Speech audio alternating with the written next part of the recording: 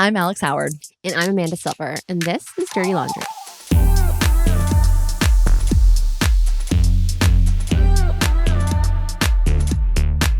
Well, welcome to Dirty Laundry.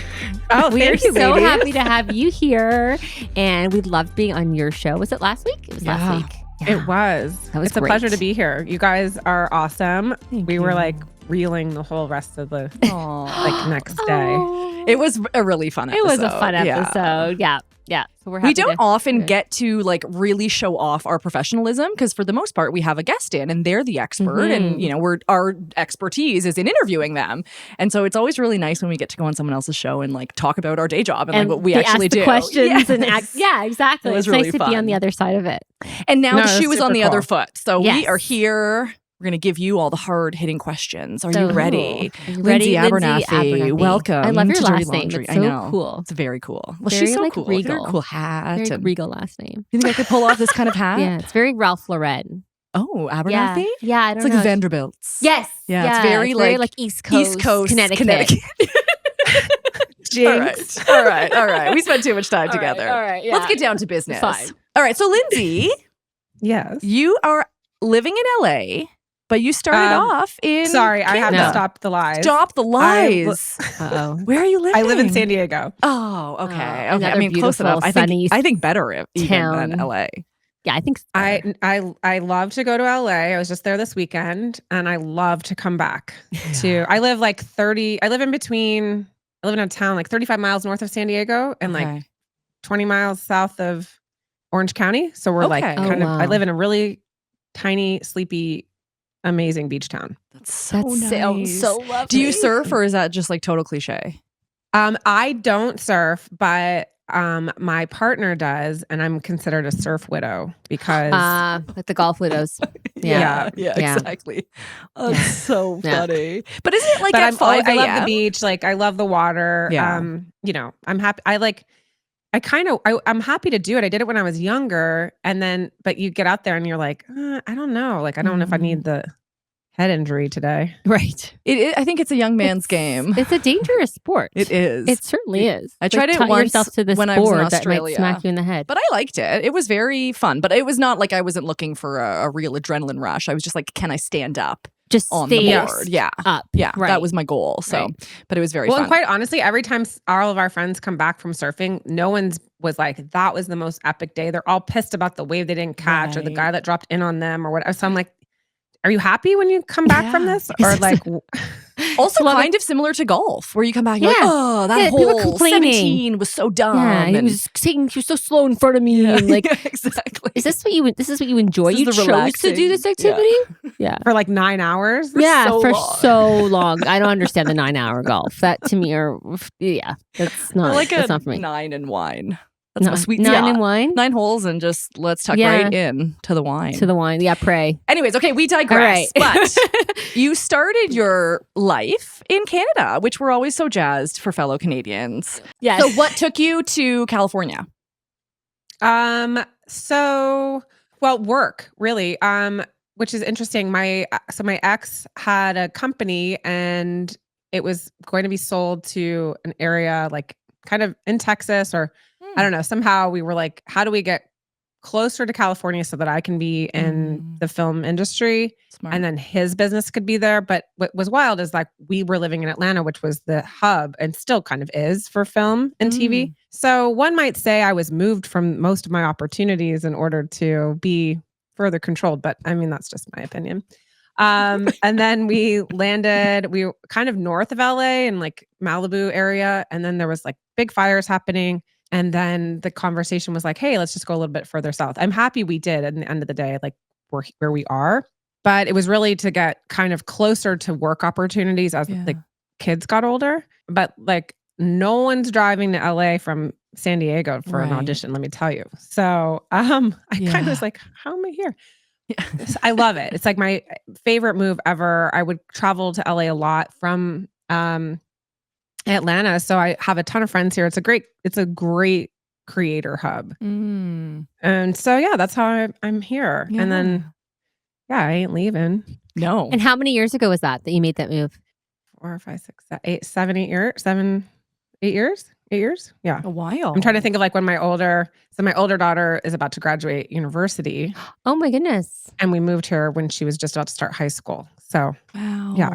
Graduate university. Graduate university. Oh, the tears are going to come from Alex. My son just turned 13 today. So for the first time, I have a teenager, and I'm not quite ready to casually be She's holding back the as I say, a tears. teen mom. And I keep getting corrected that, no, you're a mom of a teen. That's what I was going to message you today. You're a teen mom. I'm like, that doesn't come out. My claim to fame, teen mom.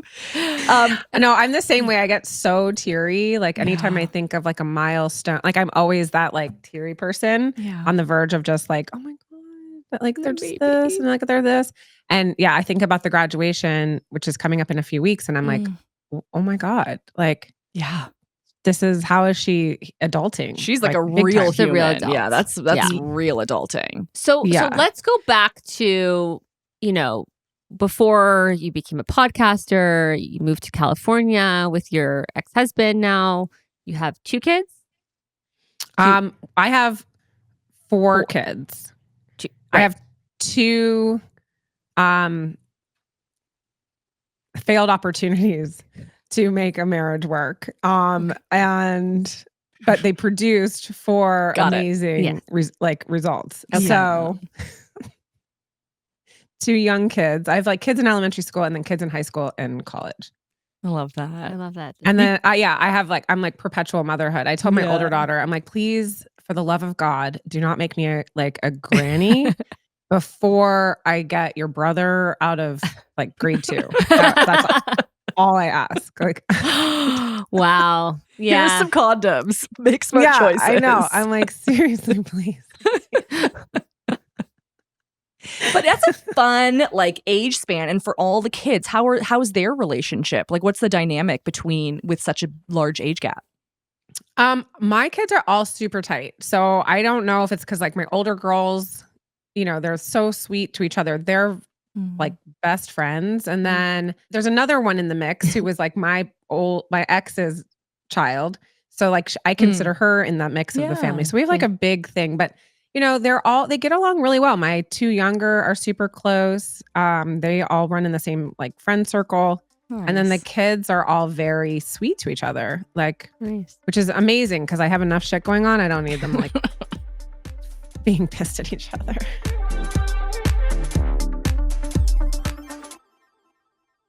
Well, let's talk about the shit. Yeah, let's talk about the shit. That's really what we're here for. We're here. We want it all. So this is your chance back. to just, air it out and just tell us as much as you're comfortable with, your story and how you got to, having a podcast largely about breakup and divorce and, DV. domestic violence. DV. Yeah. So how did... It's a big topic that you chose to cover. It's I like light things. I like to just, us too. We like a very light, easy breezy. Yeah, So my story starts. Worked in film and TV for like in all aspects, from production to acting, commercials, all the things. And back in Atlanta, had worked on a show called The Walking Dead. And big fans over here. Huge fans. Big fans. Huge fans. Yeah, continue. And well, when we started the show, it was a friend of mine was doing casting, and she was like, "Hey, there's this like zombie show coming. It's like a pilot only. Don't worry about it. Like, who's gonna watch it? But you look like the lead, and she needs a stand-in. And can you do me solid?" And I'm like, "Okay." And it was like 6 weeks. It was like the commitment was really like small. And her name is Janelle. I love her. Shout out to Janelle. And so I was like, yeah, of course, I will do this for you. And then I was like, oh, wow, I really do look like her, like Sarah. Sarah, yeah. So this is great casting on Janelle's part. So over the course of those 6 weeks, Sarah and I became really like tight because it was like a small group, very microcosmy. We were like shooting in the backwoods of Georgia in the middle of the night. Cool. Chiggers, ticks, all the shit. Oh my God. Not as and it was like rough. Yeah. And so and everybody wasn't like super famous. So everybody was just like chill. Mm-hmm. And it was like one of the coolest experiences of my life. It ended up staying on the show for a really long time, being cast in season 3 as a character named Rowan. And it was just a neat experience. So Sarah and I stayed friends for all that time. And then I was in a relationship with my ex. And as things in my personal life were getting more complicated and controlled, and the relationship was very, very, very toxic, you start being isolated from the people in your inner circle who may be able to influence you to get the fuck out. And Sarah is a very great friend at the time.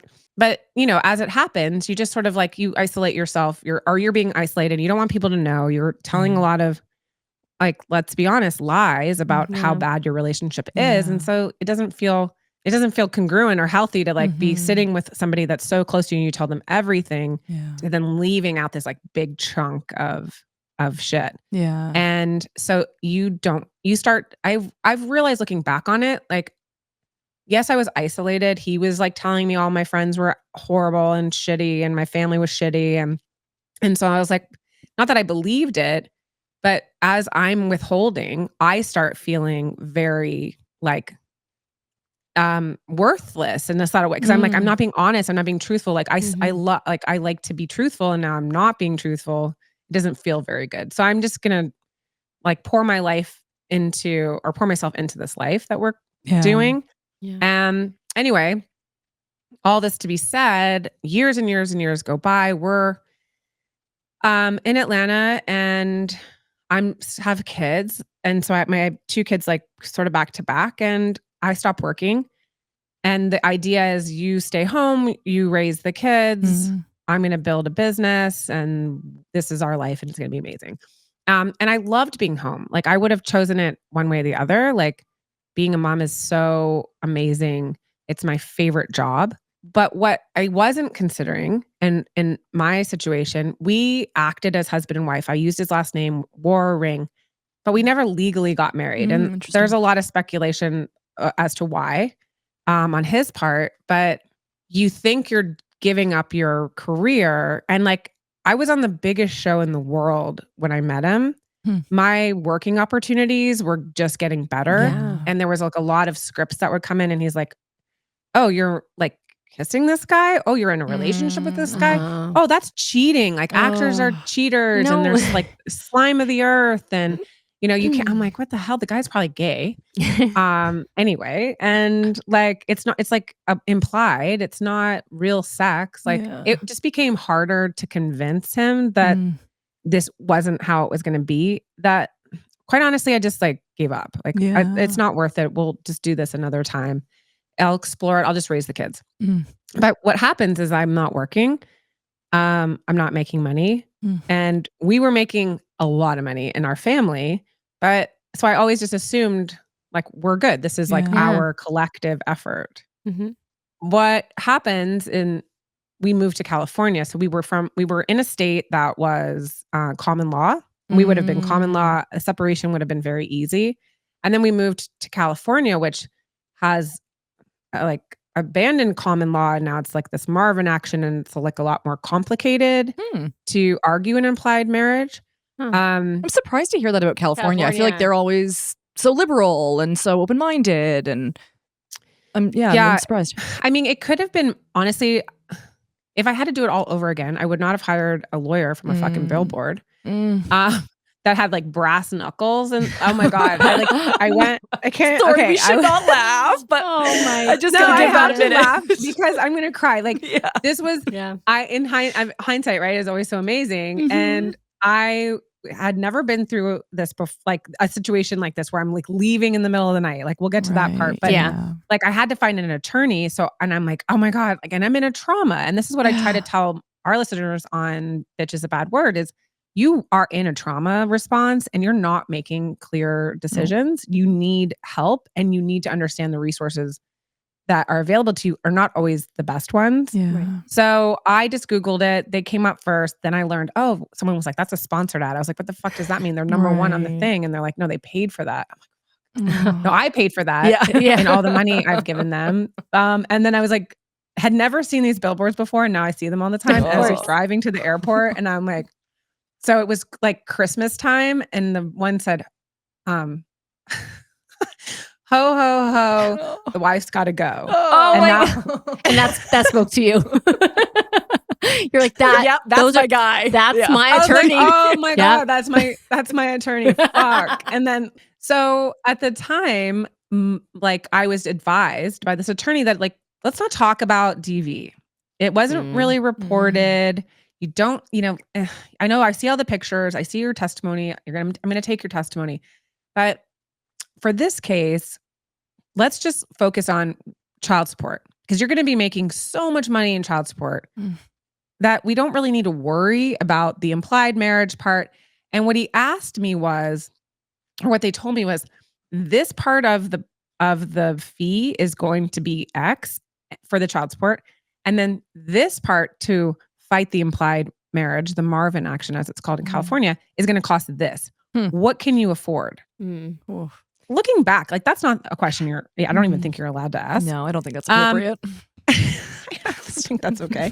And I was like, well, as you know, I've left with like $40 in my wallet. I've been restricted I have no access to any money. So I'm borrowing the money. So obviously the less money I can borrow is better. And so he's like, yeah, it'll all work out. Don't worry about it. You should be able to live off of this, right? And there was like a lot of just, we need to hurry up and get this done. And I had just left. And so then I've got my ex still like pissed off and bargaining and manipulating and, do a deal with me, drop the lawyers, like a million places in a million directions. I find it very important to like, I wish someone could have taken me, or I could have listened to a Bitch is a Bad Word podcast or talked to you ladies or something like this to say, hold on, this is like forever. And the DV component is real, but they're like, let's not muddy the waters in family court. We don't really want to get into that because it's just going to complicate things. And the advice was the judge is going to think you're using it as leverage to get more money. And I'm like, what? But I'm not. And well, let's just leave it alone.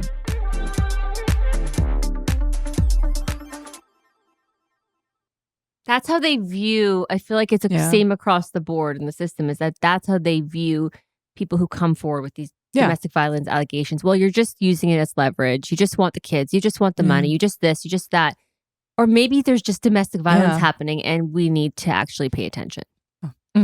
Yeah, I think it's important because it takes a certain kind of attorney that really understands the nuances. And I'm not saying that, and it's unfortunate for the judges to also, like in our state or in the United States, in family court, they're just like, they're kind of have to do run all the benches in order to go to superior court. So a family court judge may not necessarily have any experience as a family court lawyer or attorney. They've got 15 minutes to hear 20 years of dirty secrets or dirty laundry, if you will. And they're like, how do we just, does everybody feel safe? Yeah.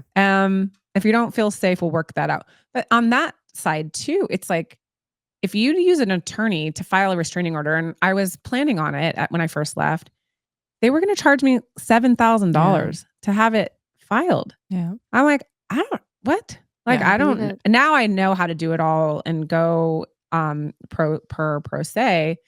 But when you're coming out and that's what you're met with, and then you're still, I think that this is like the important part of the trauma.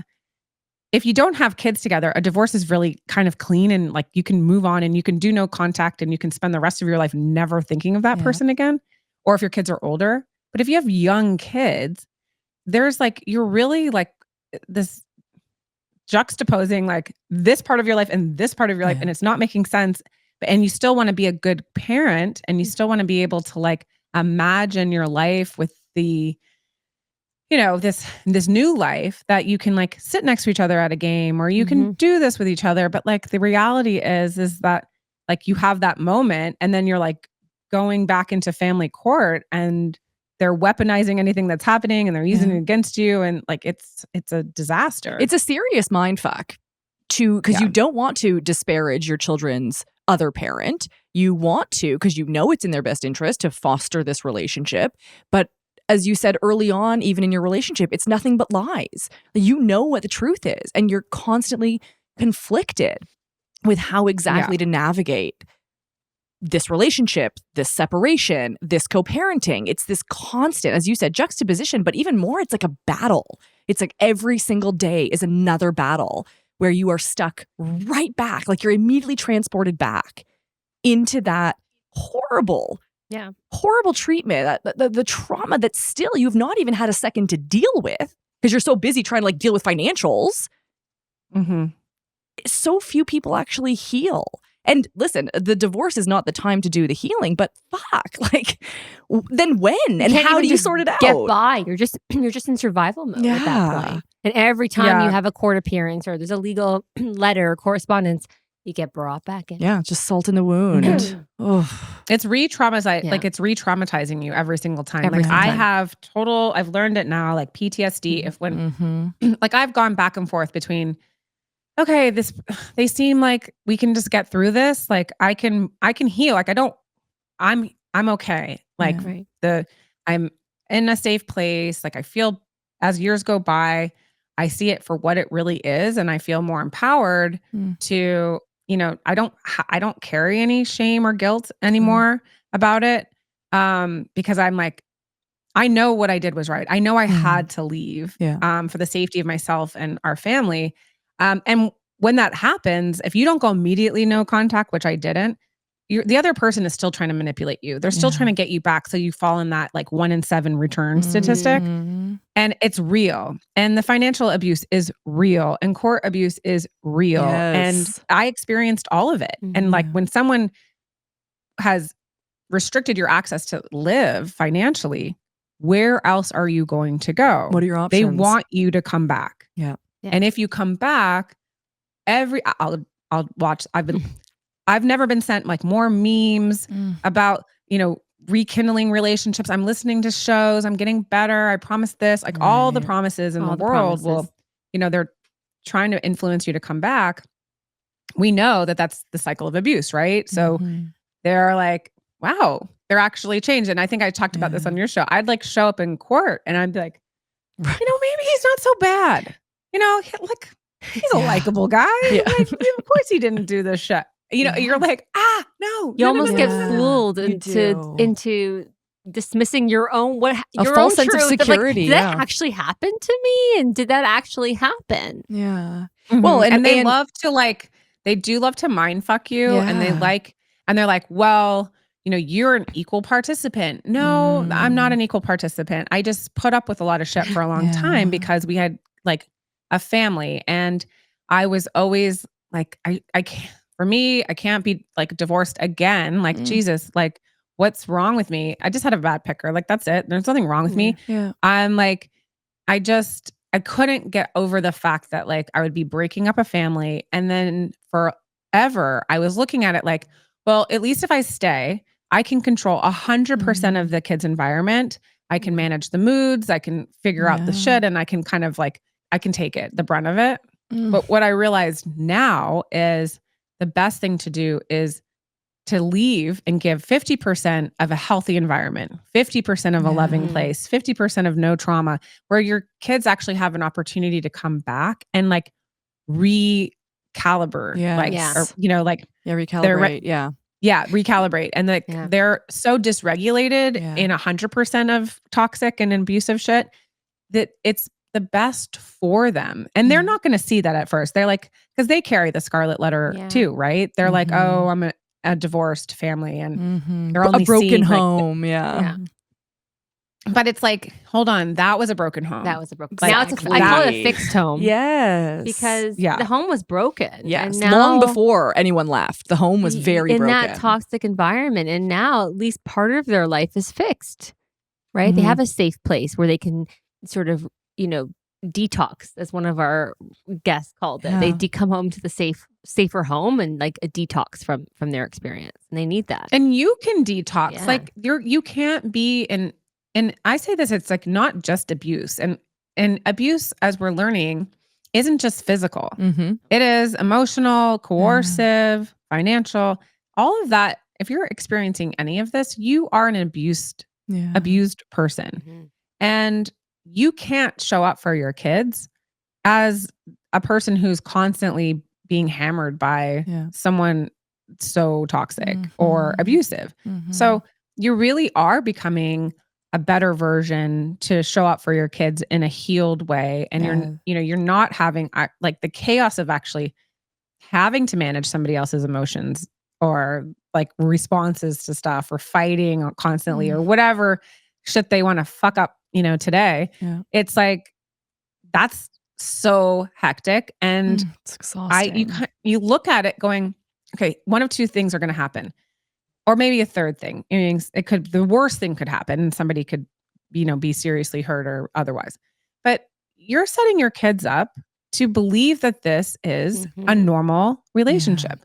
So they're either going to become a toxic person or abuser, or they're going to put up with toxic or abusive behaviors from other people because that's what they've learned in their environment. And that's like breaking that cycle is so important.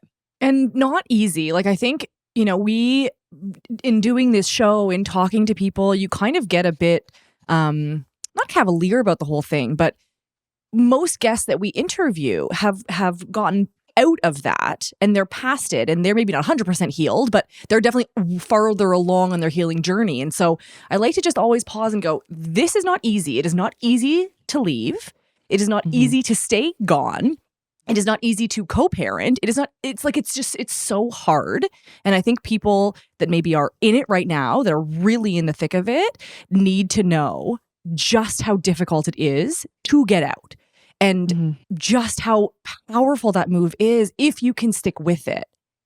Because it's it's just some gnarly manipulation. Like anything that's toxic in your life, it's going to be hard to leave. Like if you think of someone who has an addiction to something, it's going to be really hard to give up that addiction, right? It's really let's be honest. right? You're addicted to the chaos. Yes. You're addicted to to the toxic relationship that you're in. It gives you something just as much as it gives them something. Like a narcissistic person, at best, they need that hit. And they need that hit of dopamine where they create some sort of chaos and then you give them a reaction and that feeds that need that they have. But you are also needing that chaos. So like you come for me, I came from a very chaotic upbringing with like divorce and mental things. And so the chaos that my ex provided in my life felt very familiar and kind of felt like home. So I was like, it feels off, and everyone around me is telling me that this is wrong and off, but it feels very familiar. So, and then you are also addicted to being a fixer. Like I can fix them. My love is going to be like I can do this. The empathic person is like, hold on, I can't. Like I'm very good at fixing this kind of person, but you can't. No one can fix anybody. We know this.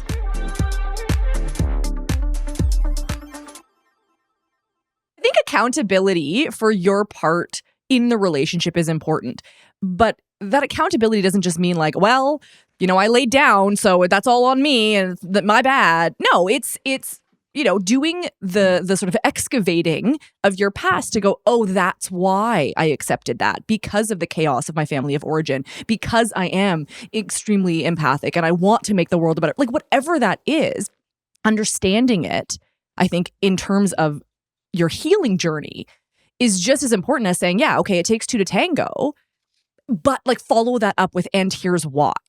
And so with that further understanding, then you can actually make meaningful change. Then you can actually have age-appropriate conversations with your children around that. Where you came from, why you made these choices, how you're making different choices now, right? I think, we all, kids are so resilient in this. Well, they are. And they also can see so much of what's going on. And so the more lies and the more we're trying to protect the ex, the more it's actually so confusing for them. Their anxiety is going up, their dysregulation, their inability to then cope with things. They're like, I don't understand because I don't have that foundation of truth in my family of origin. So I'm rambling again, but I just think it's so important to acknowledge these, big chunks in one's journey, again, as it relates to your healing. It's so important because we really think that if we're silent, and this is what we're sharing on our show is like, there's no safety in silence. And we've learned that. So it's like, we think we're protecting people. We think we're protecting our kids. Like as long as people don't know, but the kids know. I have older kids who lived through it and they're like, Mom, we knew all of it. Like your bullshit stories of like, you ran into the wall or like you fell on the door or whatever. Like they knew, but they're like, this is our reality. Yeah. So they don't know what it means outside of this because we're not talking about it. It's not like we all sat together and said, let's all have a real big conversation about what went down last night. We're all shoving it in Under like the closet and like under the rug and whatever. But the kids understand the temperature. They understand the mood. They understand the darkness. And if they have any access to anyone in a relationship outside that is healthy, they see the glaring difference, just like you do. Yeah. They watch TV too. I mean, like you see these sort of romanticized versions of people's lives online, right? And then they compare it to what's going on. Not that that's necessarily reality, but they compare it to what's going on at home, and there's something off. And you have to be able to say, listen,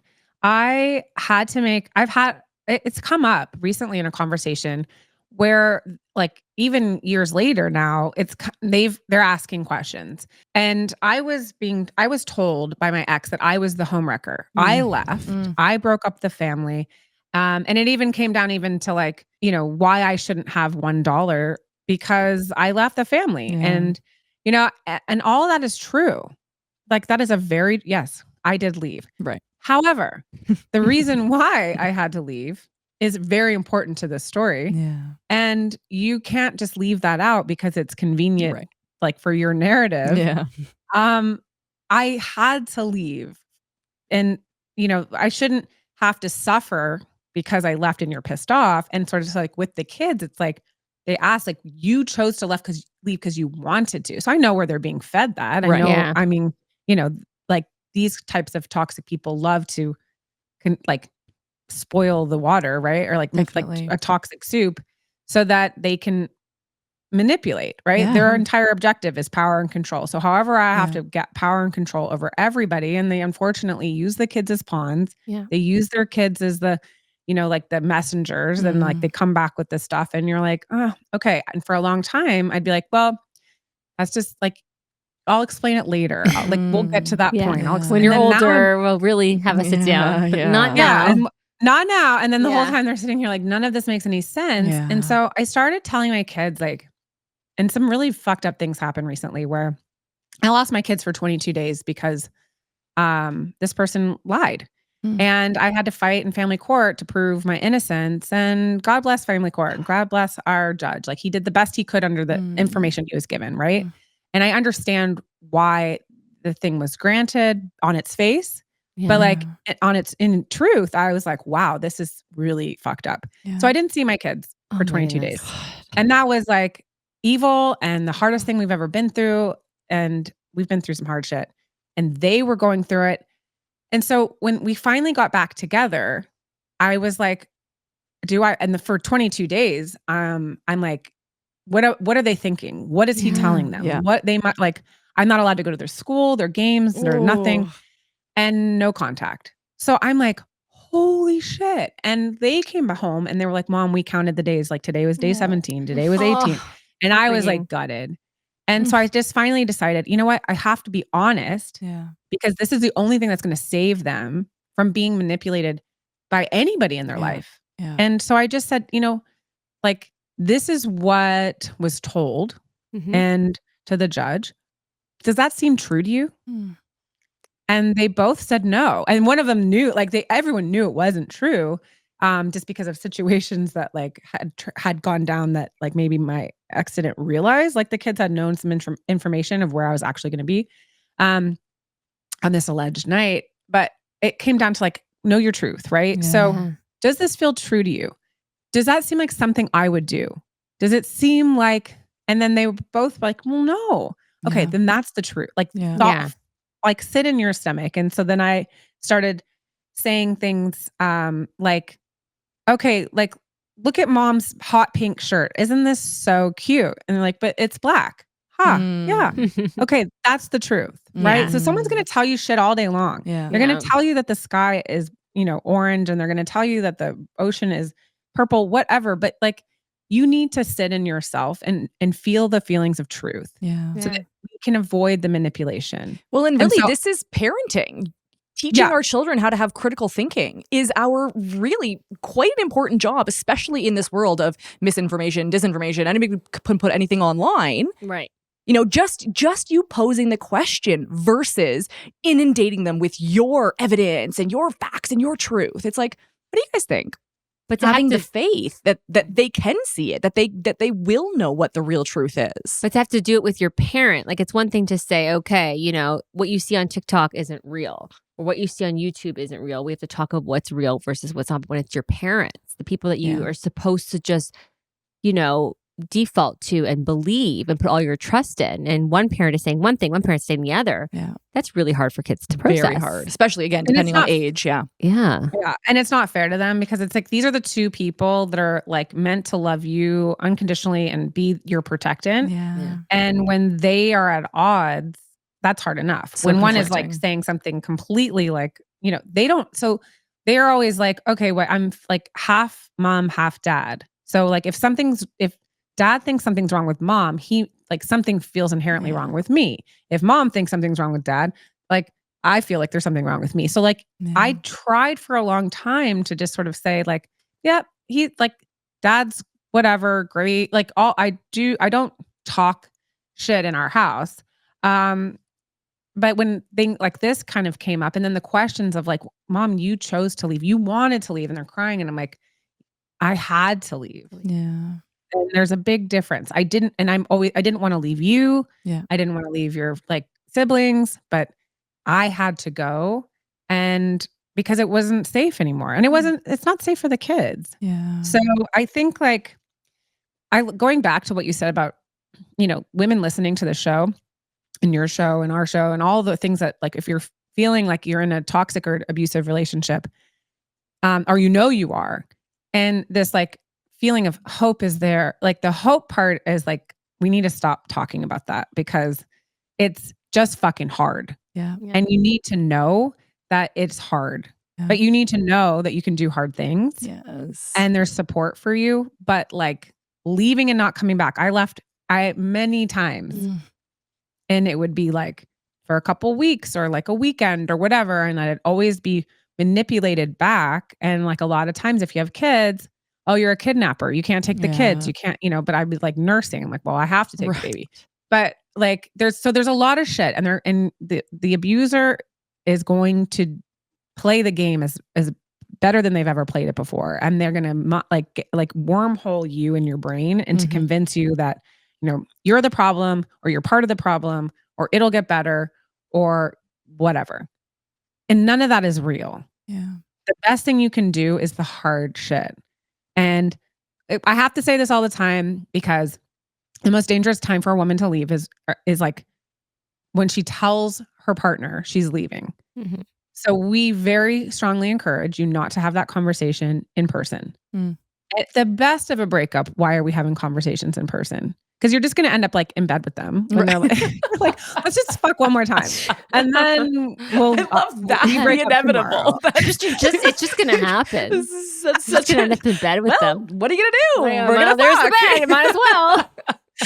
And then we'll break up tomorrow. Yeah. So it's like, we don't need to be breaking up anymore in person ever. No. And we're learning from statistically speaking that it's not safe for you to do so if you have an abusive partner.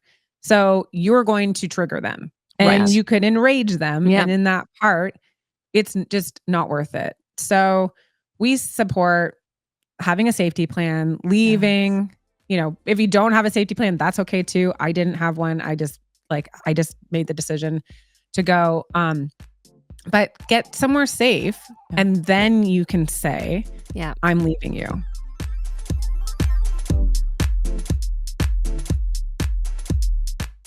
This episode was written and created by Alex Howard and Amanda Silver, produced, edited, and engineered by RTF Productions. Make sure to rate and review our show if you loved it and give us a follow on Apple Podcasts, Spotify, or wherever you stream your podcast to stay up to date on all upcoming episodes. Thanks for listening, and go easy on us. We're not your ex.